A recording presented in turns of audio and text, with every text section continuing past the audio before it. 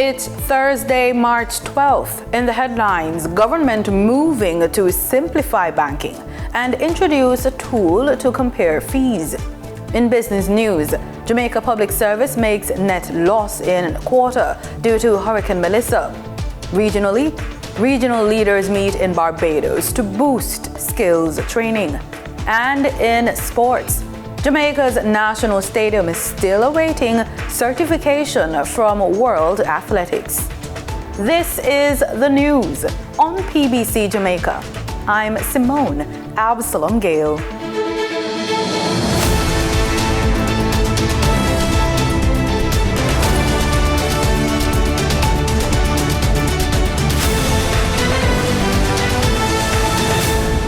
Jamaicans could soon find it easier to compare bank fees, switch financial institutions, and open accounts as the government moves to modernize the country's financial system.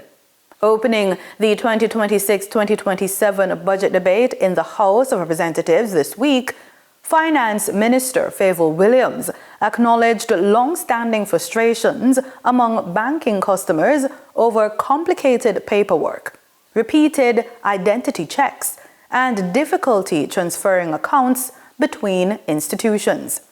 She announced that the government plans to introduce a new online comparison tool this year that will allow consumers to easily review banking fees and services across different institutions before deciding where to place their business.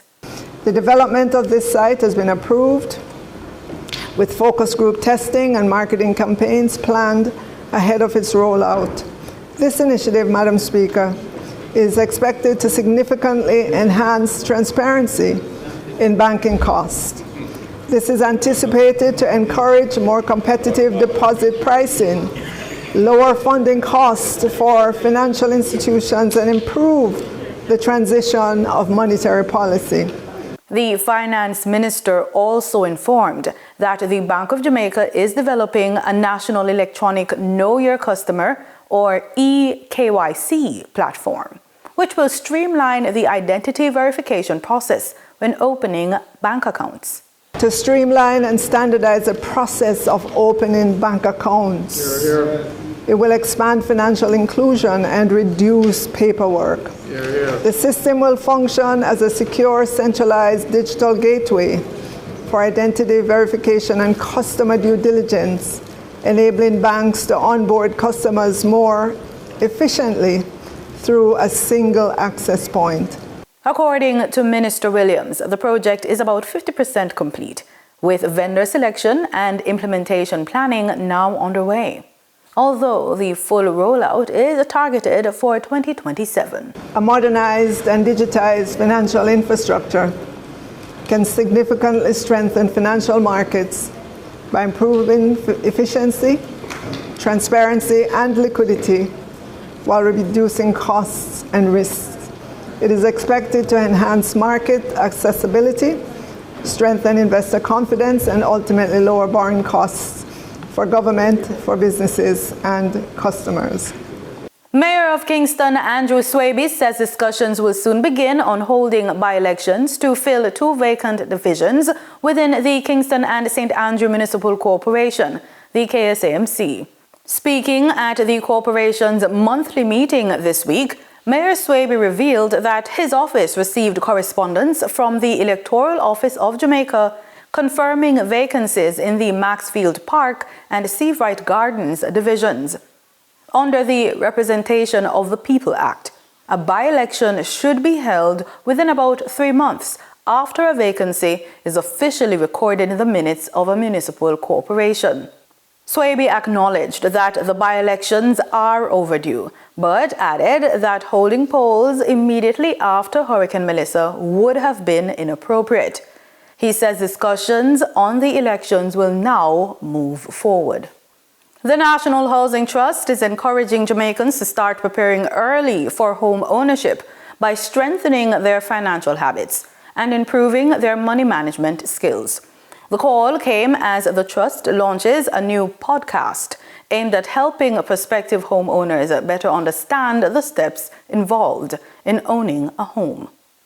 If your plan for home ownership is one day in the future because you're waiting for the perfect salary, perfect timing, perfect savings, perfect conditions, yeah, we probably need to have a talk. Here's what I've learned. Sometimes ownership isn't delayed because of anything except you're not quite sure where to start. So today, we're not talking about perfect conditions and the perfect house. We're talking about preparation, because that's what it really means to be home ready. This is Home is Now.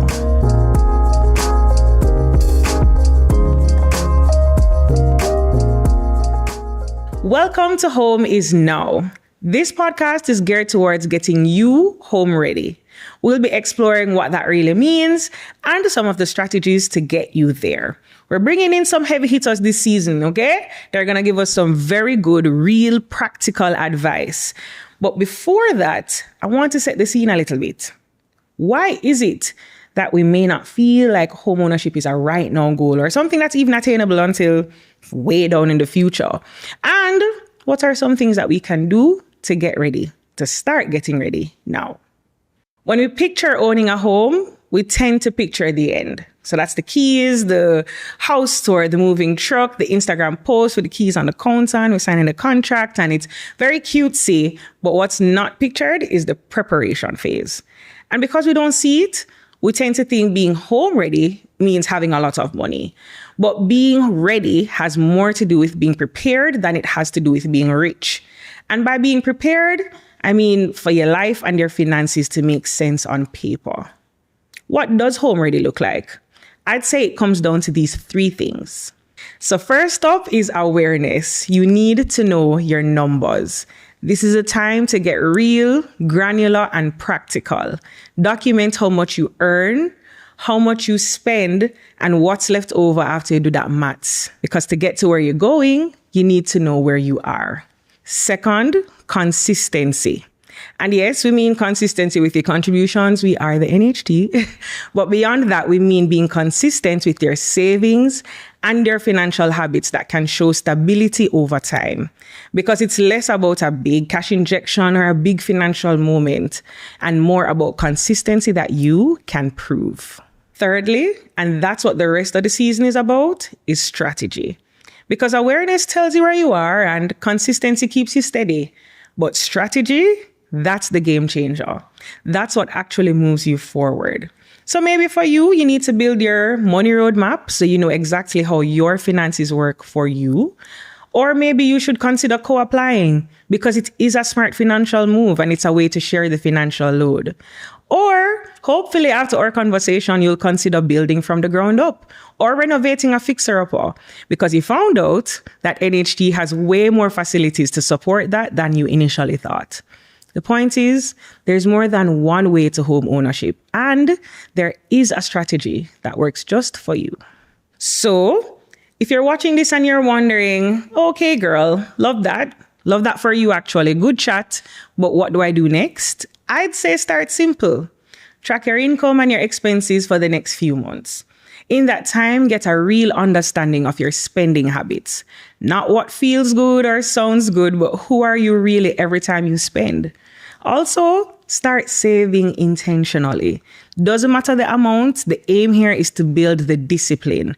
And most importantly, understand your options. Take some time to figure out what's available to you. Being home ready means your money, your habits, and your strategy are all moving in the same direction. If you're serious about making 2026 your home ownership year, then this is where you start. And this has been the first episode of Home is Now. In the next episode, we'll break down how to build a money roadmap that works for your real life, not just on paper. So stay with us. And while you're here, like this episode, share it with a friend, subscribe to our YouTube channel because we have more content coming for you just like this. And not just here on YouTube, across all our social platforms. Time now for the business report with Denise Williams.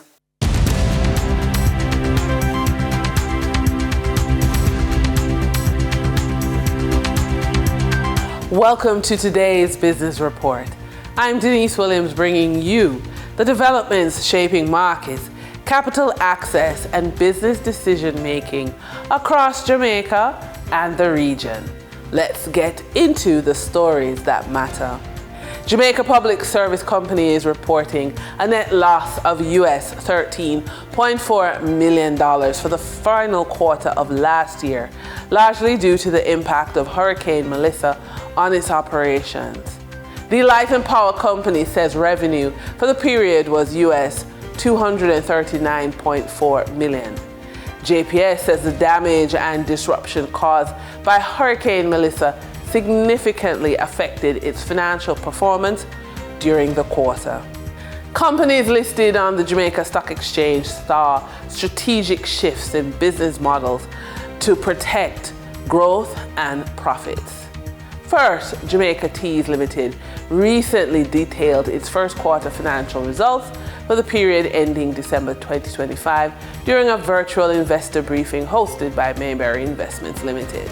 For the quarter ending December 2025, the group reported an overall net loss of $21.6 million, impacted heavily by unrealized losses in its investment subsidiary, QWI Investments, and profit attributable to shareholders remained positive at $3.46 million.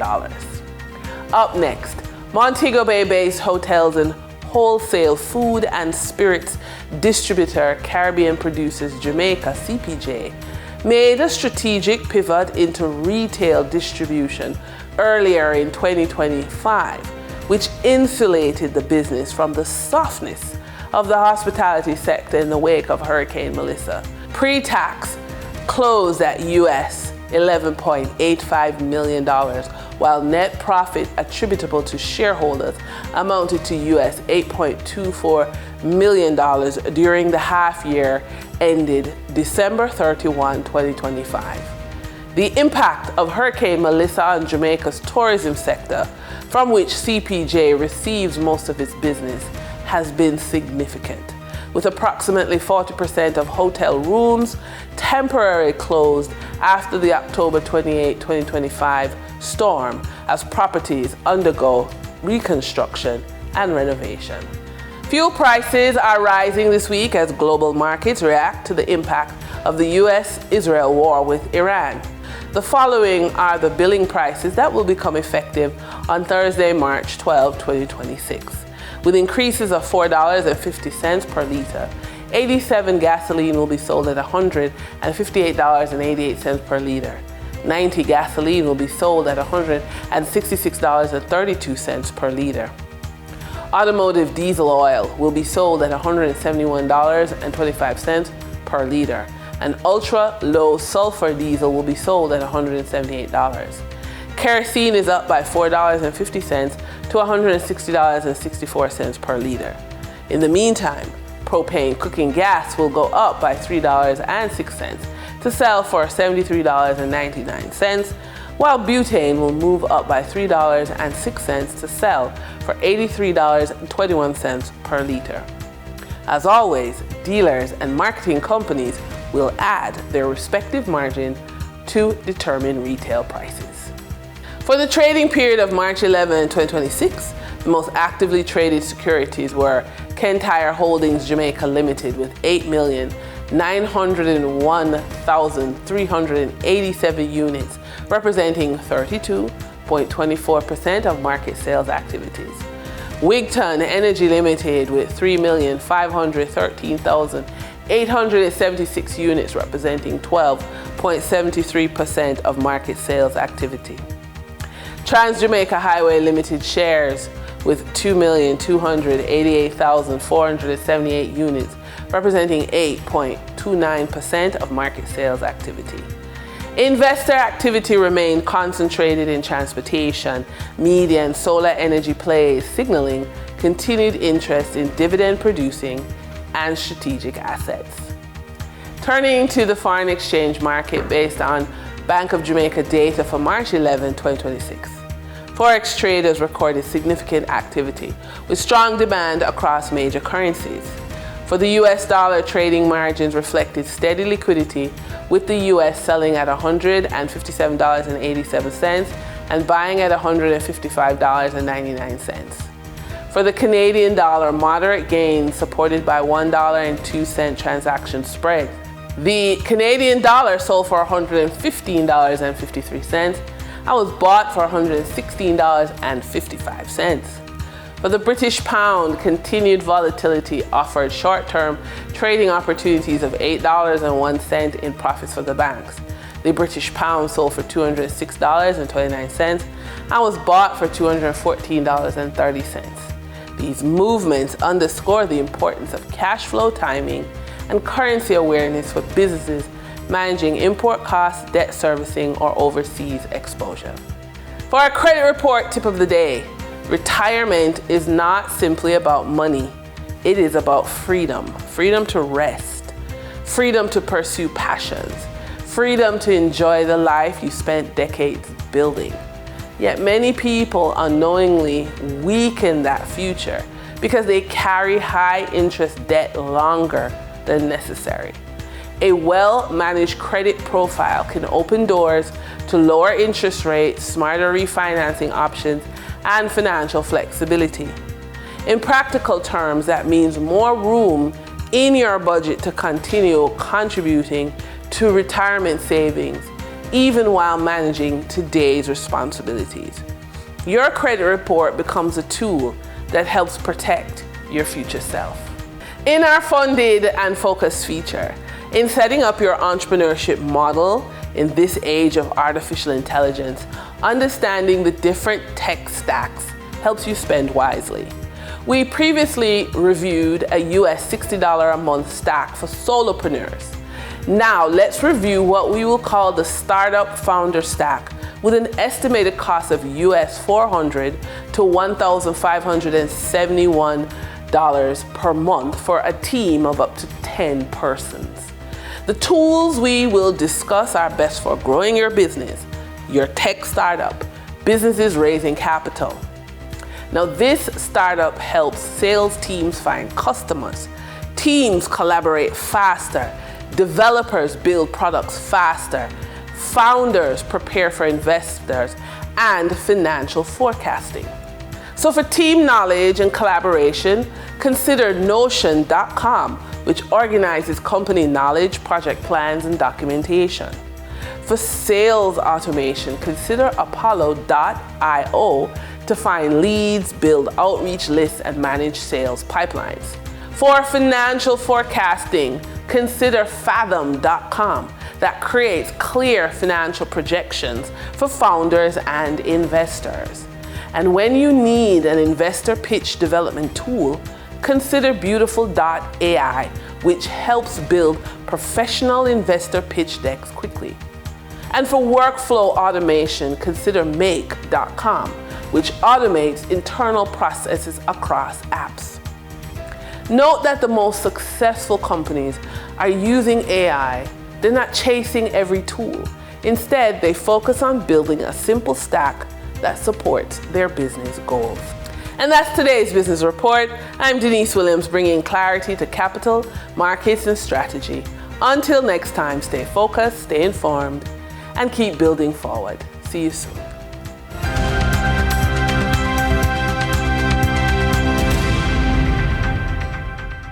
In regional news, regional leaders in technical and vocational education are meeting in Barbados to discuss how skills training can strengthen the Caribbean workforce. The 37th General Meeting of the Caribbean Association of National Training Authorities has brought together delegates from across the region to collaborate on improving training systems and workforce development. CBC News' Deanza Roberts was there. The meeting is being hosted by Barbados and the Ministry of Training and Tertiary Education under the theme Collaboration through TVET, Empowering the Caribbean Workforce, Strengthening Our Future. Executive Director at TVET, Henderson Eastman, says the meeting provides an important platform to strengthen partnerships in technical and vocational education and training. For more than 2 decades, Canada has played a pivotal role in strengthening regional cooperation in TVET, and since its establishment in 2003, the association has served as the implementing arm of the CARICOM Regional Coordinating Mechanism of TVET, with responsibility for overseeing the implementation of the Caribbean vocational qualifications across member states. Chairman of CANTA and Chairman of the TVET Council in St. Kitts and Nevis, Courtney Thompson, said the Caribbean must continue strengthening its workforce to meet modern global challenges. He noted that TVET is no longer simply an alternative pathway, but a critical component of national development. For more than 2 decades, CANTA has played a transformative role in advancing competency-based education and workforce development across the Caribbean. Through the development and promotion of the Caribbean Vocational Qualification, or the CVQs framework, CANTA has helped to create a regional system that recognizes skills, promotes labor mobility, and ensures that our workforce meets internationally comparable standards. TVET is therefore not simply an educational pathway, it is a cornerstone for economic resilience and national development. Minister responsible for training and tertiary education, Sandra Husbands, is confident that collaboration and information sharing will lead to greater achievements in technical and vocational education throughout the Caribbean. Your region needs you. And therefore, it is imperative that we all, during this period here, when you sit in your meeting and you dialogue and you discuss, that when you walk away, it is important that we walk away with concrete plans and initiatives and ways of working together. Not every island running to do their own implementation, but how can we leverage our togetherness to come up with joint implementation plans? Before the meeting officially got underway, attendees were treated to a musical performance by second-year music student Kaylin Almond, who delivered an inspiring violin rendition that brought the opening ceremony to a fitting close. Officials say the 2 days of discussions will focus on modernizing training systems, strengthening certification standards, and ensuring that skills gained in one Caribbean country are recognized across the region. In what came as a surprise to reporters on Wednesday, Grenada no longer has a medical staffing agreement with Cuba. Legal Affairs Minister Claudette Joseph shared this update at a press conference earlier that day. More from GBN News. Is Grenada looking to change the arrangement with Cuba regarding the medical workers in light of what happened in Jamaica and Guyana? Right. Legal Affairs Minister and Senator Claudette Joseph says Grenada's medical cooperation agreement with Cuba expired in 2023, and there is no new agreement in place right now. Coming to bear, which naturally we would have discussed.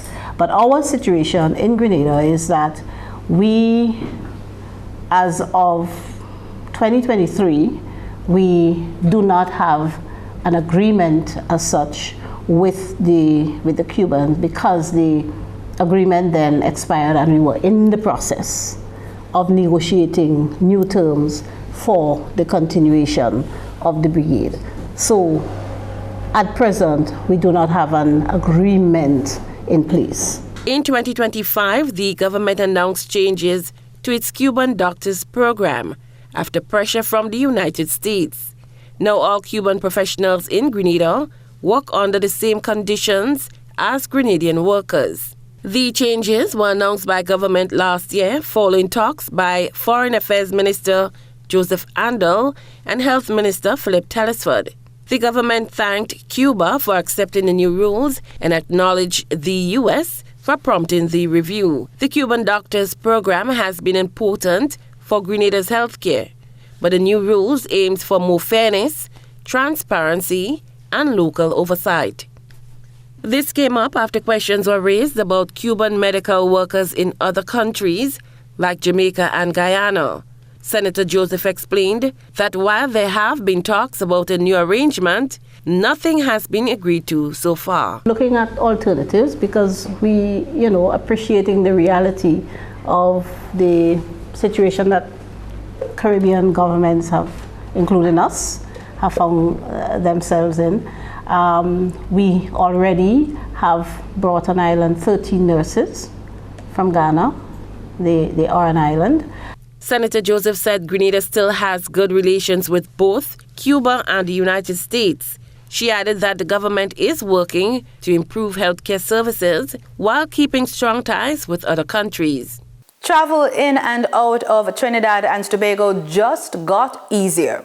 From March 17th, travelers will no longer need to fill out the traditional paper-based arrival and departure forms, as the Ministry of Homeland Security launched the country's new online arrival departure card platform on Wednesday. The details in this TTT News report. This has been long overdue. We have been left behind, somewhat primitively. But today is a new day. In fact, when you had paper-based situations to fill out, that was an era then. That era has come and gone. The Ministry of Homeland Security officially launched Trinidad and Tobago's online arrival departure card, or ADC platform, on Wednesday. The new digital system will replace the paper-based forms travelers are required to complete when entering or leaving the country. Minister of Homeland Security Roger Alexander said the online platform will make the border crossing process faster and more efficient. Passengers will simply complete the online forms, upload to the biodata page of their passport, and receive a digital receipt with a QR code, which can be presented to the immigration and custom officers upon arrival or departure. Minister Alexander noted, however, that the paper-based forms will not be completely phased out. Just like in any other system, just in case that we have any issues, we'll keep some forms available in case we have to return to those forms for a short time to fix any glitch that it may have. Because everything new sometimes starts off sometimes very rocky, and we intend to treat that like that. Minister of Public Administration and Artificial Intelligence Dominic Smith said the platform was a priority of the government. I remember distinctly 2 weeks into office, the minister and I sat and we said, in his typical fashion, Minister, what do we do about this thing, right? This online travel thing. And I remember we set up a joint committee with several of the stakeholders involved here, including CARICOM Impacts, and a number of stakeholders from immigration, from the Customs Division, permanent secretaries, deputy permanent secretaries. And at that meeting, we decided what is the impediment? What is the challenge with this? What can be seen as a rudimentary adjustment? Permanent Secretary at the Ministry of Homeland Security, Dr. Wilson Henderson Jr. said personnel will be stationed at the airport to assist passengers in navigating the system. The ADC platform will be fully implemented on March 17th. However, Minister Alexander noted that the platform will be available from March 14th to ensure travelers are familiarized with the system ahead of implementation. In sports, we have news on athletics. National Stadium is still awaiting certification from World Athletics nearly 1 year after the track was resurfaced.